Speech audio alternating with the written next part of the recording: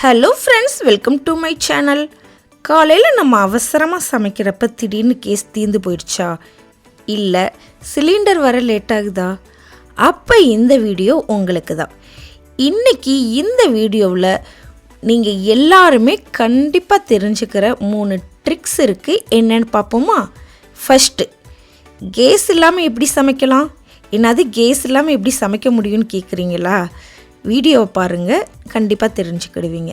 Second, induction அடுப்பு உண்மையிலே safe தானா? உங்களுக்கு நிறைய டவுட்ஸ் எல்லாம் இருக்கும். ஸோ அதையும் நீங்கள் இந்த வீடியோவில் பார்த்தா தெரிஞ்சுக்கலாம். 3வது ட்ரிக்ஸ் என்னென்னு பார்த்தீங்கன்னா, கரண்ட் பில் கம்மியாக வர்றதுக்கு என்னென்ன டிப்ஸ் எல்லாம் இருக்குது. இதை எல்லாமே நீங்கள் தெரிஞ்சுக்கிடணும்னா வீடியோவை ஸ்கிப் பண்ணாமல் லாஸ்ட் வரைக்கும் பாருங்கள். அப்போ தான் உங்களுக்கு எல்லா ட்ரிக்ஸுமே புரியும். நம்ம ஊரில் ஒரு பெரிய தலைவலி இருக்குது. என்னன்னு பார்த்தீங்கன்னா, யார்கிட்டையுமே சொல்லாமல் திடீர்னு கேஸோட ரேட்டை அதிகமாக்குறது. அப்புறம் திடீர்னு நம்மளுக்கே கேஸ் காலியாக போகிறது. குறிப்பாக நீங்கள் காலையில் டிஃபன் செய்கிறப்ப சிலிண்டர் காலியானால் எப்படி இருக்கும்? நிச்சயமாக டென்ஷன் ஆகும். ஆனால் சில ஸ்மார்ட்டான ஆல்டர்னேட்டிவ்ஸ் இருக்குது. ஸோ அது நீங்கள் கண்டிப்பாக தெரிஞ்சுக்கோங்க. என்னென்னு பார்க்கலாமா? ஃபஸ்ட்டு நம்ம பார்க்க போகிறது இண்டக்ஷன் அடுப்பு தான். கேஸ் இல்லையா, வாங்க எல்லோரும் போய் இண்டக்ஷன் அடுப்பு போய் வாங்குவோம் அப்படின்னு தான் நம்ம எல்லாருமே நினப்போம். ஆனால் இண்டக்ஷனை விட நிறைய ஆல்டர்னேட்டிவ்ஸ் எல்லாம் இருக்குது. ஸோ என்னன்றதை வீடியோவில் பார்க்கலாம். ஆனால் இதில் இண்டக்ஷன் அடுப்பு வாங்க போகிறப்ப நிறையா பேத்துக்கு நிறையா டவுட்ஸ் எல்லாம் இருக்கும். ஸோ இண்டக்ஷனில் எல்லா பாத்திரமே ஒர்க் ஆகுமா அப்படிங்கிறது தான். உங்களுக்கு ஒரு குட்டி சிம்பிளான ஒரு ட்ரிக் சொல்லித்தரேன். உங்கள்கிட்ட இருக்கிற பாத்திரத்தை வச்சுக்கோங்க, அடியில் ஒரு மேக்னெட் எடுத்து ஒட்டி பாருங்கள். மேக்னெட் ஒட்டுச்சுன்னா கண்டிப்பாக இண்டக்ஷனில் அந்த பாத்திரம் ஒர்க் ஆகும். இல்லை நீங்கள் அடுப்பில் புது பாத்திரம்லாம் வாங்க போகிறீங்க, குக்கர் அந்த மாதிரிலாம் வாங்க போகிறீங்க அப்படின்னா அதோட ஃப்ளாட் பார்த்திங்கன்னா ஒரு மாதிரி டிசைன் பண்ணியிருப்பாங்க ஓட்டையாகவும். ஸோ அதெல்லாம் இருக்கான்னு பார்த்து வாங்குங்க. முக்கியமாக நீங்கள் வாங்குகிற பாத்திரத்துலேயே இந்த இண்டக்ஷன் சேஃப் இல்லை, இண்டக்ஷன் சேஃப் இல்லை அப்படின்றத தெளிவாக போட்டிருப்பாங்க. ஸோ அது எல்லாமே பார்த்து நீங்கள் வாங்குங்க. இண்டக்ஷன் அடுப்பை நீங்கள் யூஸ் பண்ணுறப்ப அதாவது சீக்கிரமாகவே பாத்திரம் சூடாயிரும். இதில் நெருப்பு வரவே வராது. அதனால் உங்கள் கிச்சன் ரொம்பவே கூலாக இருக்கும். சமைக்கிறப்ப வேர்க்கவே வேர்க்காது. காற்றடித்தாலும் அடுப்பு அமராது. இதுவே உங்களுக்கு ரொம்ப ரொம்ப பாதுகாப்பானதாக இருக்கும். நிறையா பேர் இண்டக்ஷன் அடுப்பு யூஸ் பண்ண பயப்படுறதுக்கு காரணம் என்னன்னு பார்த்தீங்கன்னா, கரண்ட்டு பில் ரொம்ப அதிகமாயிருமோ அப்படின்ற பயம்தான்.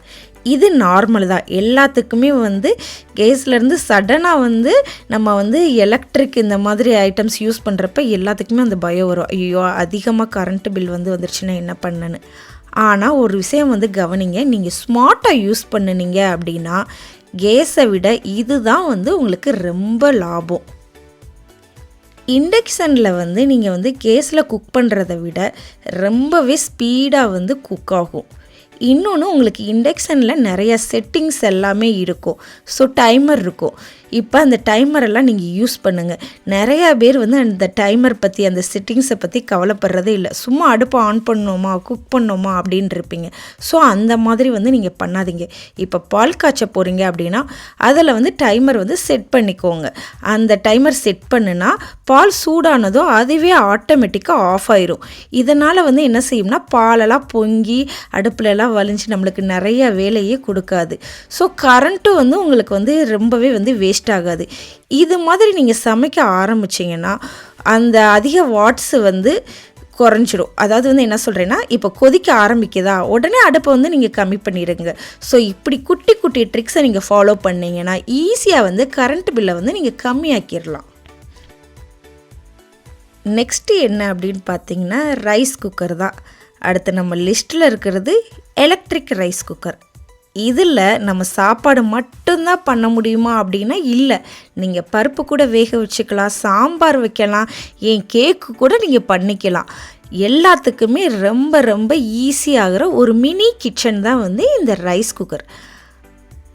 நிறையா பேர் நினைப்பீங்க, நமக்கெல்லாம் எதுக்கு ரைஸ் குக்கர், சாதாரண குக்கரே சூப்பராக இருக்கே அப்படின்னு.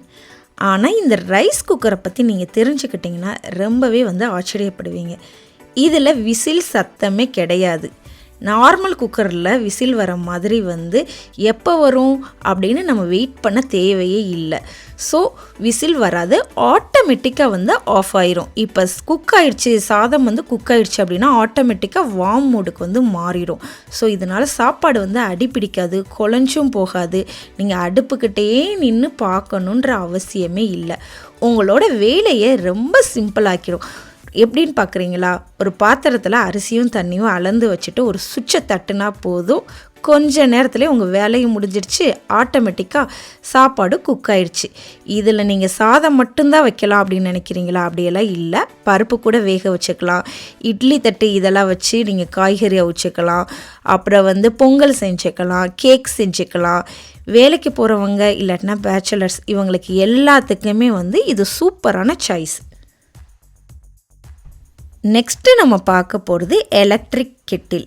இந்த எலக்ட்ரிக் கெட்டில் வச்சு வெறும் தண்ணி மட்டும்தான் சூடு பண்ணணும் அப்படின்றதெல்லாம் கிடையாது. அவசரத்துக்கு நம்ம 2 முட்டையை கூட வேக வச்சுக்கலாம். இல்லை நூடுல்ஸ் பண்ணணும் அப்படின்னாலும் நீங்கள் இந்த எலக்ட்ரிக் கெட்டிலில் வந்து பண்ணிக்கலாம். இப்போ இந்த எலக்ட்ரிக் கெட்டில் பற்றி நம்ம பார்க்க போகிறோம். ஸோ இதில் வந்து நீங்கள் வந்து கேஸ் அடுப்பை விட ஈஸியாக ரொம்ப ஸ்பீடாகவே வந்து தண்ணி வந்து கொதிக்க ஆரம்பிச்சிடும். நம்ம வந்து ஒரு பாத்திரத்தில் தண்ணி ஊற்றி அதை கொதிக்க விடுற வரைக்கும் ரொம்ப நேரம் எடுத்துக்கூடும். ஆனால் இந்த எலக்ட்ரிக் கெட்டில் யூஸ் பண்ணிங்கன்னா 2 நிமிஷம் தான், டக்குன்னு உங்களுக்கு வேலை முடிஞ்சிடும். இல்லை ஒரு டீ போடணுமா, காஃபி போடணுமா, நீங்கள் டக்குன்னு வந்து எலக்ட்ரிக் கெட்டில் வந்து யூஸ் பண்ணிக்கலாம். இப்போ ஒரு முட்டை வேக வைக்கணும் அப்படின்னு பார்த்தீங்கன்னா கூட ஒரு பாத்திரத்தில் தண்ணி ஊற்றி முட்டை வந்து குக் பண்ணுறதுக்கு ரொம்ப நேரம், ஒரு 15 மினிட்ஸ் ஆகும். ஸோ அவ்வளோ நேரம் வெயிட் பண்ணணும். ஆனால் இந்த எலக்ட்ரிக் கெட்டில் நீங்கள் யூஸ் பண்ணிங்கன்னா ஒரு 5லேருந்து 7 நிமிஷத்துக்குள்ளேயே சூப்பராக வந்து முட்டை வந்து குக் ஆகிடும். அது மட்டும் இல்லாமல் நீங்கள் நூடுல்ஸ் உங்களுக்கு ரொம்ப பசிக்குதா, உடனே கெட்டிலில் தண்ணி ஊற்றுங்க, கொஞ்சம் நூடுல்ஸை போடுங்க, கொஞ்சம் மசாலா போடுங்க, அப்படியே ஆன் பண்ணி விட்டுட்டிங்கன்னு வச்சுக்கோங்களேன், சூப்பராக வந்து மேகி வந்து ரெடி ஆயிரும். அது மட்டும் இல்லாமல் சுடுதண்ணி, இப்போ ஒரு குழந்தைகளுக்கு வந்து டக்குன்னு சளி பிடிக்குதோ இல்லாட்டினா ஒரு பால் கலக்கிறதுக்கு எல்லாத்துக்குமே சுடுதண்ணி வேணும்ல, ஒரு 3 நிமிஷம்தான் ஆகும், சூப்பராக வந்து தண்ணி வந்து பாயில் ஆயிரும். ஸோ இது எல்லாமே வந்து உங்களுக்கு வந்து ஆட்டோமேட்டிக் தான். இப்போ ஆட்டோமேட்டிக்காக இந்த வேலை நடந்து முடிஞ்சோடனே ஆட்டோமேட்டிக்காக வந்து ஆஃப் ஆயிரும். ஸோ இது எல்லாமே வந்து உங்களுக்கு ரொம்பவே வந்து ஈஸியாக இருக்கும். ஸோ எங்கள் வீட்டில் எல்லாம் வந்து நாங்கள் கெட்டில் தான் யூஸ் பண்ணுவோம் தண்ணி சூடு பண்ணுறதுக்கு. இப்போ ஒரு பிரியாணிக்கே வந்து நம்மளுக்கு தண்ணி வந்து நல்லா கொதிச்ச தண்ணி ஊற்றணும் அப்படின்னா நீங்கள் டக்குன்னு நேரம் தண்ணி ஆன் பண்ணி விட்டுட்டிங்கன்னா சூப்பராக வந்து தண்ணி வந்து பாயில் ஆயிரும். ஸோ அப்படி நம்மளுக்கு ஈஸியாக வந்து இருக்கும். ஸோ கெட்டிலையும் வந்து நீங்கள் ஒரு ஆப்ஷனாக வந்து வச்சுக்கலாம். நெக்ஸ்ட்டு நம்ம பார்க்க போகிறது போர்ட்டபிள் கேஸ் ஸ்டவ். ஒரு வேளை கரண்ட்டு போயிடுச்சு, இண்டக்ஷன் அடுப்போ ரைஸ் குக்கரோ எதுவுமே வேலை செய்யலை, ஸோ அந்த நேரத்தில் நமக்கு கை கொடுக்கறது தான் இந்த போர்ட்டபிள் கேஸ் ஸ்டவ். ஸோ இதுக்கு வந்து பெரிய சிலிண்டர்லாம் தேவையில்லை. நம்ம அடுப்புக்கு நம்ம வீட்டுக்கு யூஸ் பண்ணுற மாதிரி பெரிய சிலிண்டர் கனெக்ஷன்லாம் கொடுக்க தேவையில்லை. சின்னதாக பியூட்டன் கேஸ் கேன் ஒன்று இருக்குது. ஸோ அதை வாங்கி பக்கத்தில் வந்து லாக் பண்ணிட்டா போதும், அடுப்பு வந்து ரெடி. ஸோ இதுக்காக லைட்டரெல்லாம் தேடணுன்ற அவசியம் கூட இல்லை. ஸோ இன்ஃப்ளிட் இக்னிஷன் அப்படின்ற ஒரு வசதி இருக்குது. அதாவது வந்து சுவிட்சை வந்து நீங்கள் திருப்பினாலே போதும், ஸோ ஆட்டோமேட்டிக்காக வந்து அடுப்பு வந்து ஆன் ஆயிரும். ஸோ உங்களுக்கு வந்து லைட்டோ தீப்பெட்டியோ எதுவுமே தேவையில்லை. இது வந்து எங்கேனாலும் நீங்கள் வந்து எடுத்துகிட்டு போய்க்கலாம். ஒரு சின்ன சூட்கேஸ் மாதிரி தான் இருக்கும். கிச்சனில் மட்டும் இல்லை, நீங்கள் வந்து மாடியில் சமைக்கணுமா அப்படின்னா கூட எடுத்துகிட்டு போய்க்கலாம். இப்போ ஒரு ட்ராவல் பண்ணுறீங்க, இப்போ அங்கெல்லாம் போய் சமைச்சு சாப்பிடணும் அப்படின்னாலும் இது வந்து உங்களுக்கு ரொம்பவே வந்து வசதியாக இருக்கும். ஸோ எவ்வளோ நேரம் வரும்னு கேட்குறீங்களா? ஒரு சின்ன கேன் வந்து குறைஞ்சது 2 மணி நேரமாச்சும் வரும். ஸோ நீங்கள் 2 மணி நேரம் வந்து தொடர்ந்து சமைக்கலாம். இல்லை அவசரத்துக்கு ஒரு லஞ்சு இல்லை ஒரு டின்னர் இதெல்லாம் முடிக்கிறதுக்கு தாராளமாக வந்து இது வந்து போதும். ஸோ நீங்கள் வந்து இதில் முக்கியமான சேஃப்டி என்னன்னு பார்த்துக்கிட்டிங்கன்னா, இந்த கேஸ் கேன் வந்து போடுறப்ப சரியாக லாக் ஆகிருக்கான்றதை மட்டும் ஒரு தடவை வந்து செக் பண்ணிக்கோங்க. சமையல் முடிஞ்சு அப்படின்னா அந்த கேனை வந்து ஈஸியாக கலட்டி தனியாக வச்சுருங்க. அதுதான் வந்து உங்களுக்கு ரொம்ப சேஃப். Next safety tips.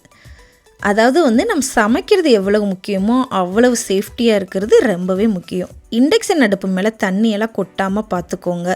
சமைச்சு முடித்த உடனே பாத்திரத்தெல்லாம் எடுக்காதீங்க, அந்த இடம் ரொம்ப சூடாக இருக்கும்.